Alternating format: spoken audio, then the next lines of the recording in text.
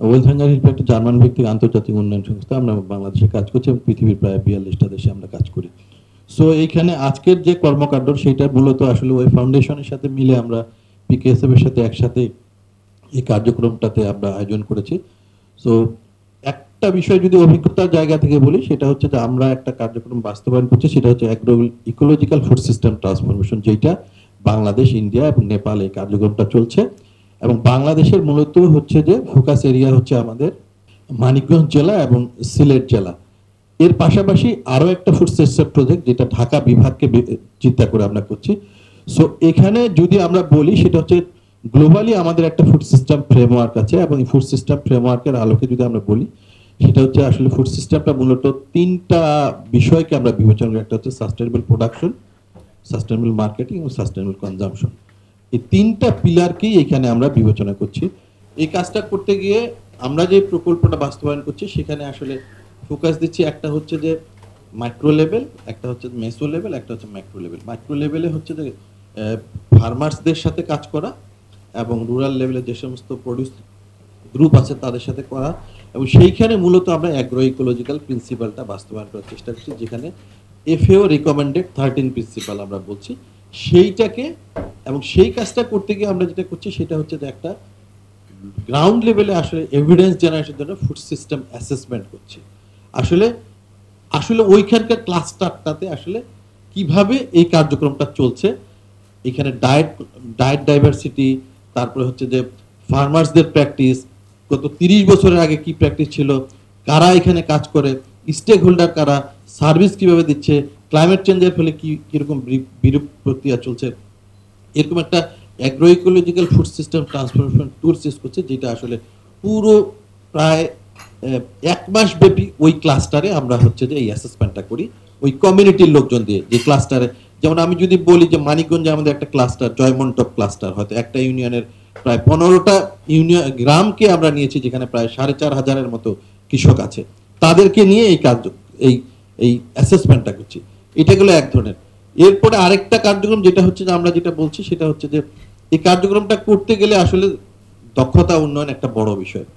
কে দক্ষতা উন্নয়ন করবে, সেই জন্য আমরা হচ্ছে যে সরকারের যে প্রতিষ্ঠান আছে, কৃষি সম্প্রসারণ অধিদপ্তর এবং আরেকটা হচ্ছে যে কৃষি বিশ্ববিদ্যালয় সমূহের আমাদের সাথে কাজ করা, এবং কৃষি সম্প্রসারণ অধিদপ্তরের সাথে কাজের ক্ষেত্রে আমরা যেটা যেটা হচ্ছে যে শুরুতেই কার্যক্রমটা স্টার্ট করেছি, সেটা হচ্ছে যে আসলে অ্যাগ্রো ইকোলজিটা, এটা এই প্রশিক্ষণটা দেওয়ার সরকারি ডিপার্টমেন্টের কৃষি অফিসার বা সাব অ্যাসিস্ট্যান্ট এগ্রিকালচার, তাদের প্রায় 700 অফিসারের আমরা এই কার্যক্রমটা রেখেছি প্রশিক্ষণ, যেন প্রথমে মাস্টার ট্রেনার পুল তৈরি করে তারপরে তারা এটা আবার বাস্তবায়ন করে। এটা হচ্ছে একটা। আরেকটা, ইউনিভার্সিটির সাথেও কিন্তু আমরা প্রায় 300 স্টুডেন্টের ফেলোশিপ প্রোগ্রাম রেখেছি এইখানে, যে ইউনিভার্সিটি যেন তাদের কোর্স কারিকুলামে এটা অন্তর্ভুক্ত করে একটা হচ্ছে যে অন্তত অ্যাগ্রো ইকোলজিক্যাল প্রিন্সিপালটা কিভাবে চলছে, এবং সেটা শুধু কোর্স কারিকুলামের মধ্যে না, আমরা যেটা রেখেছি সেটা হচ্ছে যে এই স্টুডেন্টটা কিন্তু গ্রামে যাবে।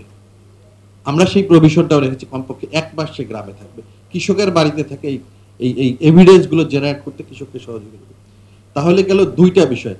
আর থার্ড বিষয়টা হচ্ছে যে পলিসি লেভেলে একটা ফুড সিস্টেম ফ্রেমওয়ার্ক দাঁড় করানো, যে কার্যক্রমটা আসলে আমরা সম্প্রতি হচ্ছে যে আমাদের যে সমস্ত ইন্টারন্যাশনাল স্টেক হোল্ডার আছে, যেমন সার্ক এগ্রিকালচার সেন্টারের সাথে আমরা কোলাবোরেটিভ ওয়েতে কাজ করছি। গত অগাস্টে আমরা একটা ভুটানে একটা কনফারেন্স করেছিলাম, সেখানে কিন্তু আমরা দেখেছি বিভিন্ন দেশে এই ধরনের ফ্রেমওয়ার্ক আছে, বাংলাদেশে কিন্তু কোনো ফ্রেমওয়ার্ক নাই। কৃষি নীতি বলি বা কৃষি সম্প্রসারণ নীতিমালা বলি বা কৃষি পলিসি যেটা আছে সেটা, বা ওই যে অর্গানিক এগ্রিকালচার, সেখানে কিন্তু এই বিষয়টা আসলে সুস্পষ্টভাবে নেই। তাহলে অ্যাগ্রো ইকোলজি এদিক দিয়ে বাস্তবায়ন করবো, আর এদিকে ফ্রেমওয়ার্কে যদি কিছু না থাকে, তাহলে কিন্তু সেটা কিন্তু পলিসি আকারে না থাকে, সেটা কিন্তু আমরা ফাইনালি দিন শেষে 2 বছর 3 বছর গিয়ে কিন্তু আমরা সেটা বাস্তবায়ন করলেও কিন্তু খুব একটা জোরালো হবে না। কারণ সরকার যখন নীতিমালায় এই জিনিসটা নেবে, তখন কিন্তু সেটা সবচেয়ে বেশি গ্রহণযোগ্য হবে।